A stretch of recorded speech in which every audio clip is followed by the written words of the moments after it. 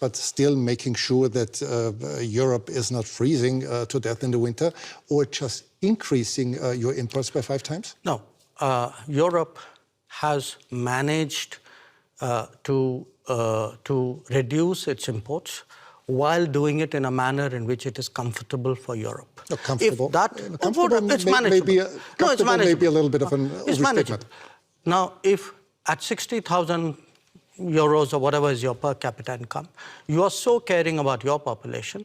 I have a population at $2,000. I also need energy. I'm not in a position to pay high prices. The price of oil has doubled. So, and what Europe is doing is also moving into the Middle East and diverting production out of the Middle East into Europe and raising prices. So European actions actually are putting pressure on the global oil markets and on my imports as well.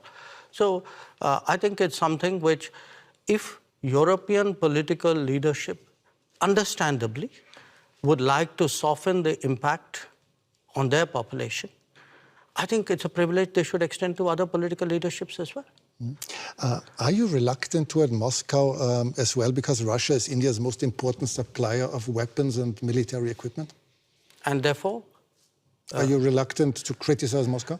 No, I think, look, we have a relationship with Moscow. We've had a long-term relationship with Moscow.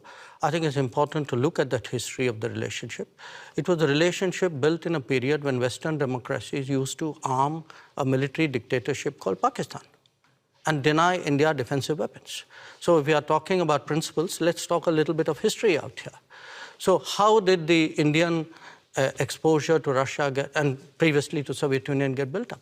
Because the Western democracies, for whatever reason, decided that their natural partner in our part of the world was a military dictatorship. Would you consider India an ally of Russia? No, I think India doesn't. We are an independent country. We do not define ourselves or perceive ourselves in alliance terms. That's very much a Western terminology. It's not something, it's not a term that we use.